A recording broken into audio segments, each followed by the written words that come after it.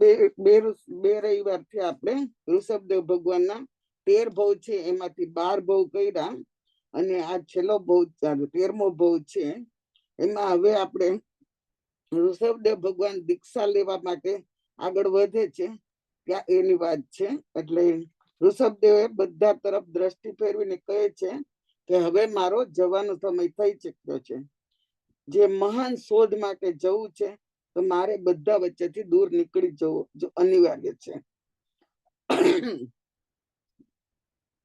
આકાશ મારું આશ્રય સ્થાન હશે, ખીણો મારી શેરીઓ હશે, કંદરાઓ અને ગુફાઓ મારું નિવાસ સ્થાન બનશે, દિશા મારા વસ્ત્ર બનશે. હવે મને મૌન વધુ પ્રિય બનશે. હર્ષ શોક બધું છોડીને, સંપત્તિ અને સ્વજન બધું છોડીને જાઉં છું. મને પૂછો કે આ બધું શા માટે?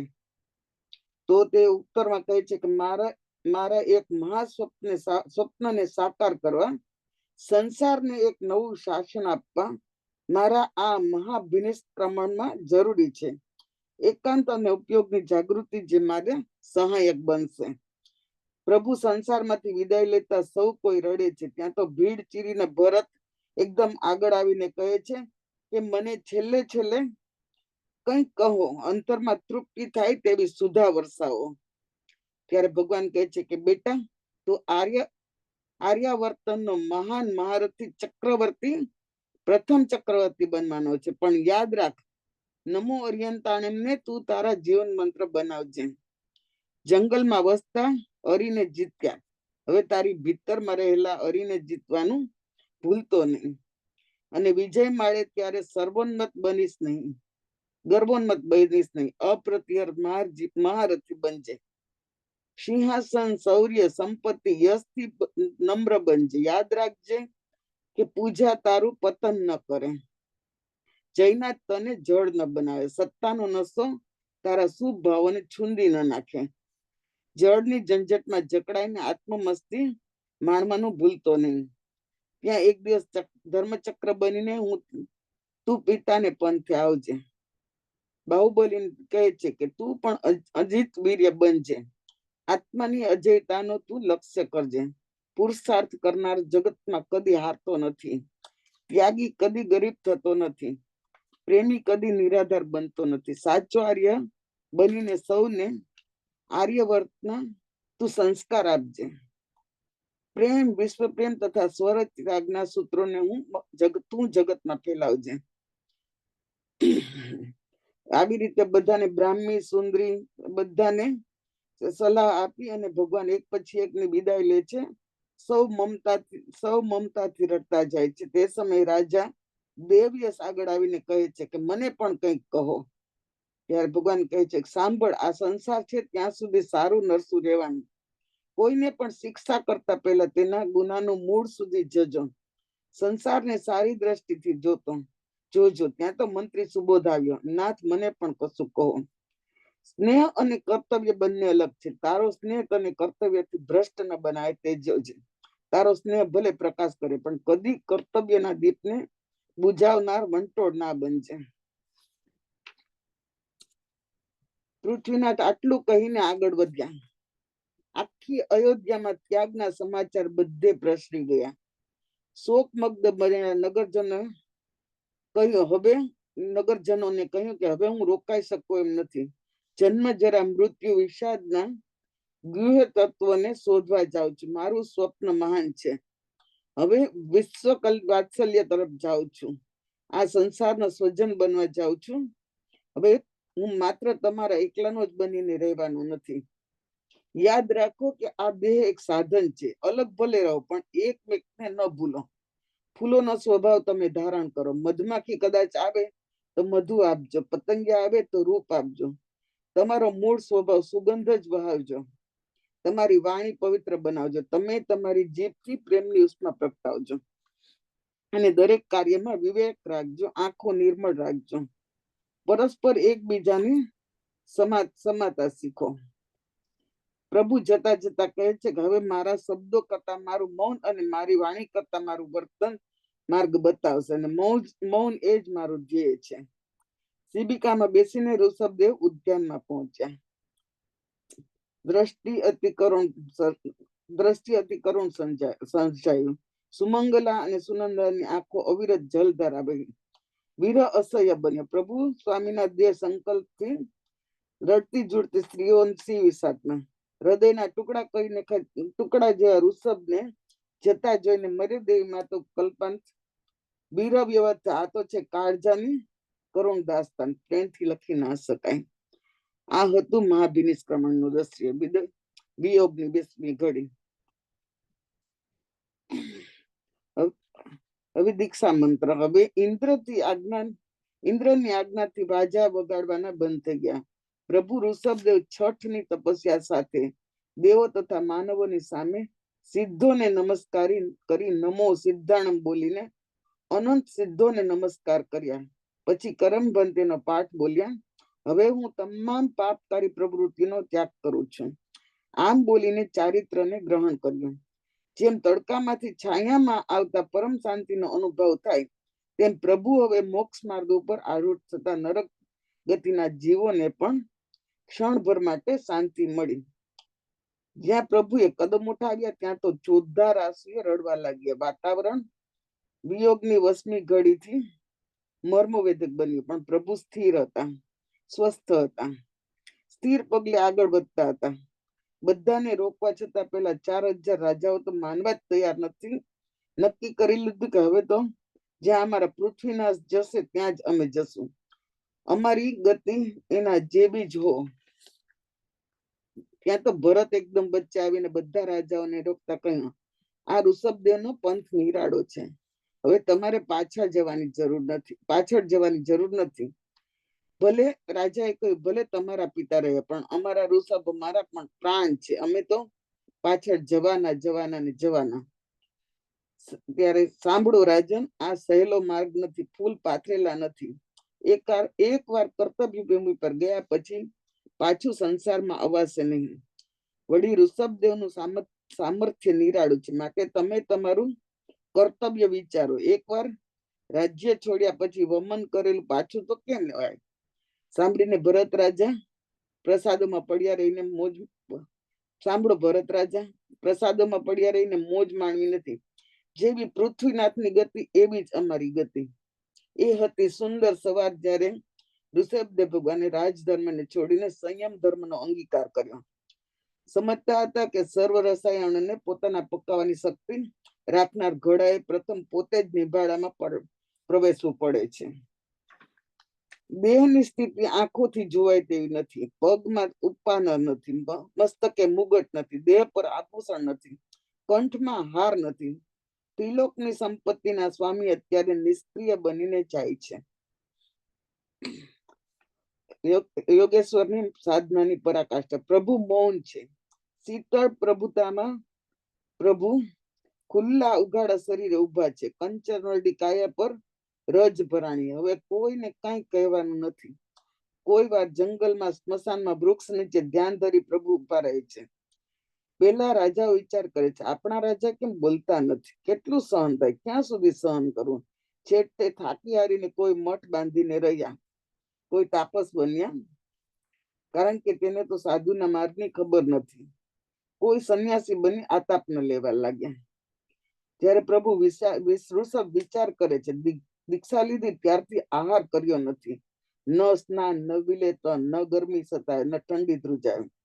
પૃથ્વીપતિ એકલા મેરુ ચડે પણ તેનો નિશ્ચય ન ચડે. પ્રભુ જ્યારે ભિક્ષા માટે જતા ત્યારે મૌન હતા. તે સમયે ભિક્ષા શું તે કોઈને ખબર જ નહોતી. તેથી લોકો પણ ભિક્ષા આપવાની રીત ક્યાંથી જાણતા હોય? લોકોને પણ પ્રભુ પધારે ત્યારે સમજતા હતા કે આ તો અમારે ત્યાં મહારાજા ધીરાજ પધાર્યા છે.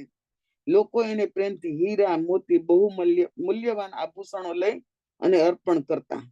વિવિધ પ્રકારની ભેટો લઈને ચરણોમાં ધરતા. પરંતુ આ તો છે અપરિગ્રહી અણગાર. કન્યાઓ ચરણમાં ધરે છે, છતાંય પ્રભુ દ્રષ્ટિ કરતા નથી. આ છે બ્રહ્મચર્યની ઉચ્ચ ભાવના. પ્રભુ શુદ્ધાવંત બન્યા છે, છતાં કઈ લેતા નથી. તૃષાવંત, છતાં શેનું પાન કરતા નથી. શ્રમથી શરીર થાક અનુભવે છે, છતાંય આરામ ઈચ્છતા નથી. જ્યારે જુઓ ત્યારે પ્રભુ સાધનામાં મસ્ત, સ્વભાવમાં જાગૃત અને એકલા એકલા આરાધના, તપ, ત્યાગ, અપ્રતમ અને અનાસંકેત ભાવમાં આગે કદમ. 12 માસથી ગોચરી માટે ઋષભદેવ તો ફરતા રહે છે, માતા મરુદેવી રડતા રહે છે. શરીર છેવટે તો શરીર છે, આત્મા ભલે અનંત શક્તિમાન હોય પણ દેહ તો પૂતગલ છે. પ્રભુનો દેહ ધીરે ધીરે નિર્બળ થવા લાગે. જે દેહ ઉપર તપેલા સૂર્ય જેવી ક્રાંતિ હતી, ત્યાં દેહ હવે શ્યામલતા પથરાણી. કાયાનું પિંજર ડોલવા લાગ્યું. ગજ મસ્તક જેવું શિર કંપી રહ્યું છે. 1 વર્ષ સુધી થી પણ વધારે પ્રભુ આર્ય અનાર્ય દેશમાં વિચરતા રહ્યા અને વિહાર કરતા કરતા હસ્તિનાપુરમાં આવ્યા. કમાલનું આશ્ચર્ય છે કે સંયમ જીવન અંગીકાર કરતા પહેલા પ્રજોજનોને આ અજ્ઞાનનો ઋષભદેવને ખ્યાલ જ હતો. છતાં સંયમ જીવન ગ્રહણ કરતા પહેલા પ્રજાજનોને એકઠા કરીને સમજાવ્યું પણ નથી કે હવે હું સાધુ બનું છું, હવે તમારે ઘેર ભિક્ષા માટે આવું ત્યારે તમારે ઘેર બનાવેલા ભોજનના દ્રવ્યો માટે આ નિમંત્રણ આપવું, તેમાંથી મારે જે ખપશે તે હું લઈશ. આવી કોઈ પણ વાત પ્રજાને શીખવાડી નહોતી. અને જે ચીજનું મૂલ્ય છે આહાર પાણી, તે ક્યારેય પણ દાન તરીકે આપી પણ નથી. તેથી આ અનભિજ્ઞ લોકો ક્યાંથી ખ્યાલ આવે કે પ્રભુને આહાર પાણીની જરૂરત છે. અનેક દિવસો, સપ્તાહો, પખવાડિયા, મહિના અવધિ વટાવી, વર્ષની અવધિ વટાવીને પ્રભુ આગળ વધ્યા. જર્જરિત થયેલું મકાન જેમ ધસી પડતા ઈચ્છતું હોય તેમ જબરજસ્ત સ્તંભ એવો તેને થંભાવી રાખે, તેમ પૃથ્વીનાથના હૃદયમાં વજ્ર નિશ્ચય દેહનો ઢગલો થતા અટકાવી રહ્યો. આત્મા હવે અજય છે. પ્રભુ આત્માની શોધ માટે નીકળ્યા છે, છતાં દેહ વિના કદી સાધના થતી નથી. આ તો પ્રભુનો દ્રઢ સંકલ્પ અને પ્રચંડ સત્વ. જેમ દીપ તેલ વિના પ્રકાશતો નથી, તેમ વૃક્ષ પણ જળ વિના ટકતું નથી. તો પછી દેહ આહાર ક્યાંથી ટકે? છતાં હું છું નગરીમાં ઓછું કે જેલમાં, છતાંય પ્રભુના મુખ પરથી પ્રસન્નતા તો સહસ્ત્ર દલ કમળ જેમ વિકસતી રહી છે. વૈશાખ સુદ બીજની રાત્રિએ શીતળ પવન મંદ ગતિએ વહેતો હતો. અનેક સાતા ઉપજાવતો. રાત્રિનો ઘણો ખરો સમય પસાર થયો અને સમય હસ્તિનાપુર નગરીમાં અનેરી સ્વપ્ન સૃષ્ટિ અવતરી. રાજા સોમપ્રભ, રાજપુત્ર અને નગર આ ત્રણેય અગ્રગણ્ય વ્યક્તિઓએ અલૌકિક સ્વપ્ન સૃષ્ટિ નિહાળી. રાજા સોમપ્રભુએ પ્રભુ આદિનાથના પુત્ર બાહુબલીનો આત્મા જ હતો. તેને એવી સ્વપ્ન સૃષ્ટિ નિહાળી કે એક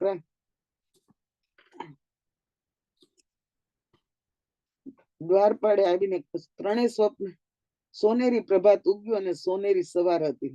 વૈશાખ સુદ ત્રીજની રાજા સોમરસ, રાજકુમાર શ્રેયંસ અને નગર શ્રેષ્ઠી ત્રણેય રાજપ્રસાદમાં એકઠા થયા અને સ્વપ્નની વિચારણા ચાલતી હતી. દ્વારપાલે આવીને તે સમયે શુભ સંદેશ આપ્યો. મહારાજા સોમપ્રભુને આપ્યો કે રાજકુમાર તથા શ્રેષ્ઠી હાજર હતા. તેમણે મહાયોગેશ્વર, 3 લોકના પૂજ્ય દેવાધિદેવ ઋષભદેવ વન જંગલોમાં વિચરતા ફરતા આજે આપણા મહાપુણ્ય ઉદયે આપણી નગરીમાં પધાર્યા છે.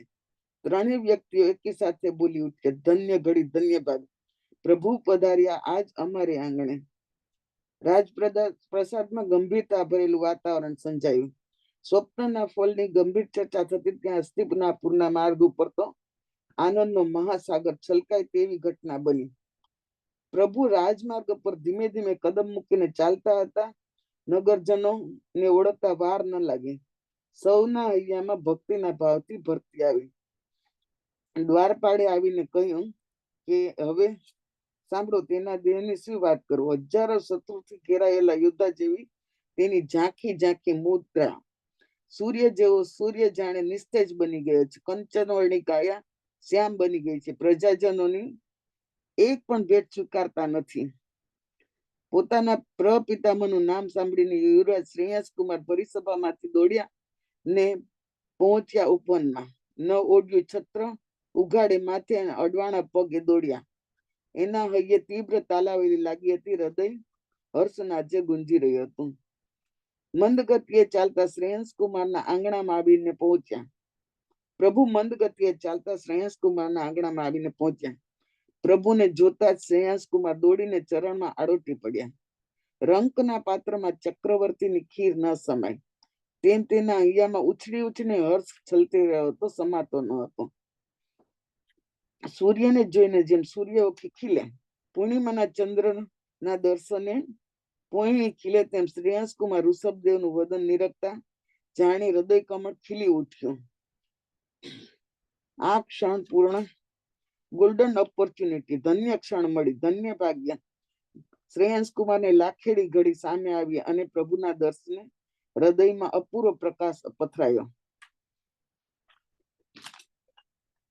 હું કોણ છું? પ્રભુ ઋષભદેવનો સારથી. એની પહેલાના ભવમાં હું એનો સાથી હતો. આજે મારા એ પ્રપિતામહ, અરે મારે તેને નવ ભવનો સંબંધ. જાણે કે આ સંબંધના બંધન નિભાવવા આજે મને દર્શન દીધા. અરે આ તો તીર્થંકર બનશે એવી મેં વાણી મેં વજ્રસેન અર્યંતના મુખે પૂર્વ ભવમાં સાંભળી હતી. એ જ આ તીર્થંકર, એ જ આ અર્યંત, એ જ આ ત્રિલોકીનાથ. શ્રેયાંસ કુમાર એ જ સમય આનંદથી નાચી ઉઠ્યો. તેની દ્રષ્ટિ તો પ્રભુના દેહ ઉપર પડી. પ્રભુને વર્ષથી વધારે દિવસોથી આહાર પાણી લીધા નથી. પ્રભુને અન્નનો ખપ નથી. અન્ન વિના દેહ શિથિલ થઈ ગયો છે. શ્રેયાંસ કુમારે જોયું કે નિર્દોષ આહાર, નિર્વધ્ય આહાર, આ ઇક્ષુરસ પ્રભુને કલ્પે તેવો છે. ત્યાં તો શ્રેયાંસ કુમારે કહ્યું, આપણે બધા કેવા મૂર્ખે, આપણે જે પ્રભુને છોડ્યું અસાર સંસાર સમય, એને જ ભેટ તરીકે ચરણે ધરતા હતા. જો આવું નાશવંત દ્રવ્ય જોઈતું હોય તો પ્રભુ શા માટે આ વેશે નીકળી પડે? બસ આ શેરડીનો રસ પ્રભુને ખપે એવો છે. અને શ્રેયાંશે પ્રભુને વિનંતી કરી કે પધારો પધારો, લાભ આપો. સુવર્ણ અને સમૃદ્ધિના ધક પર નજર પણ ન કરનાર પ્રભુએ શ્રેયાંસની સામે પોતાનો હાથ લંબાવ્યો. સૌનો આનંદ અને આશ્ચર્યનો પાર નયો. જેણે આપણને આપ્યું છે તે આપણી પાસેથી યાચે છે. પ્રભુએ કર પાત્રમાં શ્રેયાંશે દીધેલો રસ ઝીલ્યો. શ્રેયાંસ રસ ઠાલવતા લાગ્યા. એ પાણી પાત્ર જાણે અફાટ મહાસાગર બની ગયું. 108 ઘડા તેમાં સમાઈ ગયા. પ્રભુ તો વજ્ર ઋષભ નારજ સંઘાયણી ધણી. પણ આશ્ચર્ય એ છે કે શ્રેયાંસના ચિત્ત પાત્રમાં એટલો હર્ષ ન સમાઈ શક્યો. એને ઘડો લઈને હર્ષ નૃત્ય કર્યું. ચારે તરફ જય જયકાર થયો. દીક્ષા પછી વર્ષાંતે પ્રભુએ ત્યારે ઇક્ષુરસના રસથી પ્રથમ પારણું કર્યું.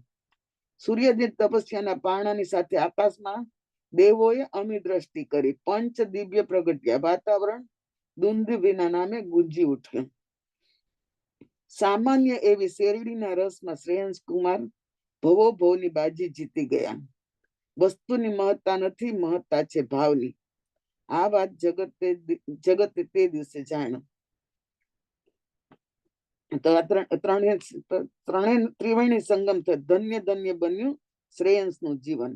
એ હતો અસાક્ષુ ત્રીજનો દિવસ, અક્ષય તૃતીયાનો દિવસ. શ્રેયાંશે જે દિવસે ઈક્ષુરસ દાનથી અમર બનાવી દીધો, પ્રભુએ પારણું કર્યું. ઘેર ઘેર ઉત્સવ બંડાયો. જય જય નાદ ચોમેર ફૂલાયો. પ્રભુએ પારણું કરીને શ્રેયાંસ કુમારને તારી દીધો.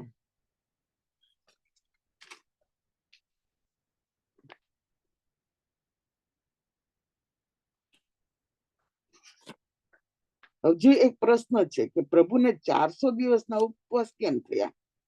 પૂર્વમાં બાંધેલી અંતરાય, બળદના મુખ પર બાંધેલું સિકલી છોડવાનું ભૂલાઈ જતા બળદોને થોડો સમય જે આહારની અંતરાય પડી, તે અંતરાય કર્મ ઉદયમાં આવ્યું. મોટા મોટા મુનિઓને પણ કર્મ છોડતું નથી, ભોગવવું જ પડે છે. કોઈને આહાર પાણીની અંતરાય પાડવી નહીં. જેવું કરીએ તેવું ફળ મળે છે. આ બધું જાણીને હર્ષપૂર્વક નગરજનો ઘણું જ્ઞાન પામ્યાનો આનંદ થયો અને ઘણું સમજાવવાનો અવકાશ લઈ પોતપોતાના સ્થાને ગયા. આ બાજુ ઋષભદેવ ભગવાને 1000 વર્ષ સુધી મૌન પડે સાધના કરી, ત્યાગ અને અભિગ્રહ કરીને ઘાતી કર્મને ઘસી નાખ્યા. છદ્મસ્ત દશામાં અંતિમ દિવસમાં પ્રભુ વિનીતા નગરીમાં મિત્તલ ઉપનગરમાં ચૌહાર અઠમની આરાધના સાથે પધાર્યા. એક વૃક્ષ નીચે ધ્યાનસ્થ રહ્યા. ધર્મ ધ્યાનમાંથી શુક્લ ધ્યાનમાં સપક્ષણીએ ચડ્યા. અપ્રથમ ગુણસ્થાનથી આગળ વધીને 13મા ગુણસ્થાને પહોંચ્યા અને 4 ઘાતી કર્મ જતા ફાગણ સુદ 11 પ્રભાતના સમયે પ્રભુને કેવળ જ્ઞાન થયું. પ્રભુ સર્વજ્ઞ બન્યા. દેવલોકમાં ઇન્દ્રનું આસન ચલાવાયું થયું અને 64 ઇન્દ્રોએ પ્રભુનો કેવળ જ્ઞાન મહોત્સવ ઉજવવા આવી ગયા. ભવ્ય સંવત્સરણની રચના કરી રત્ન જડિત સિંહાસન ઉપર પ્રભુ પધાર્યા. પ્રભુના મસ્તકથી ચારે તરફ પ્રભા મંડળ પ્રકાશમાં થઈ પ્રભુ પાસે એક રત્નમય ધ્વજ શોભી રહ્યો છે. સંવત્સરમાં તીર્થંકર પરમાત્મા બિરાજમાન થયા. અતિશયોના પ્રભાવ, ન રહે વેર, ન રહે વિરોધ, ન દ્વેષ, ન સંગ. ત્રણેય ગતિના જીવો આવીને પ્રેમથી બેસી શકે. કેવી છે આ અજબ વિતરાગની વાત્સલ્યતા.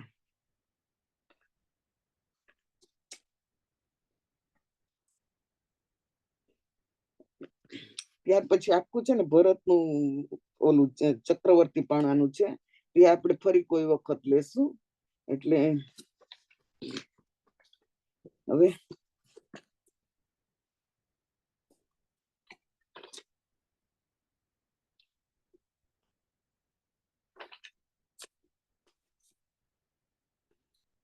આદિનાથનો પરમ નિર્વાણ.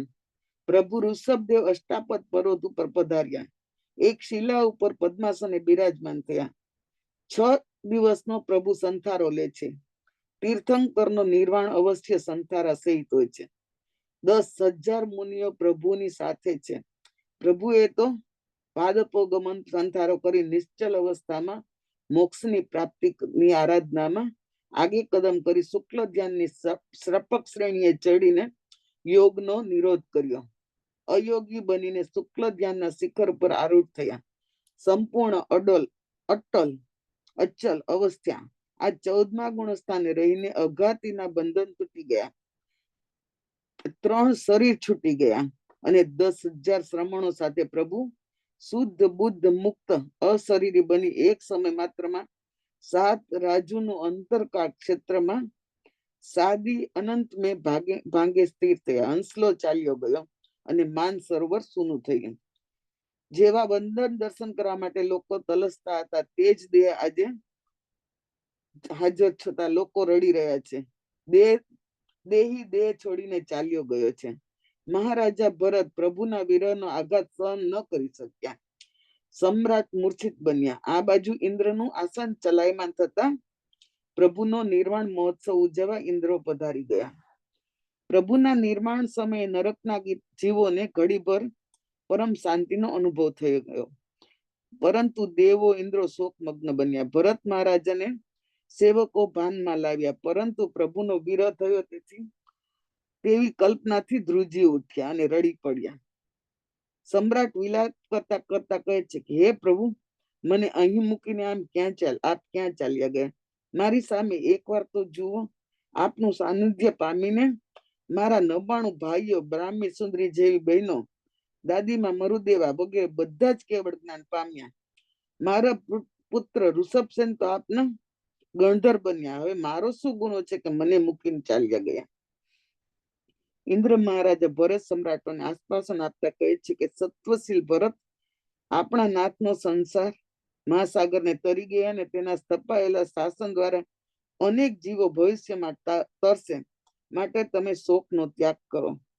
આ સર્વ જીવોની સ્થિતિ પછી પ્રભુ નિર્વાણ પામ્યા. હવે તેનું ઉપરથી નીચે આવવાનું નથી. અનંત સુખોની લહેરમાં પ્રભુ બિરાજી રહ્યા છે. માટે હવે સ્થિર બનીને સ્વસ્થ થાઓ. ચાલે આપણે બધા પ્રભુનો નિર્વાણ મહોત્સવ ઉજવીએ.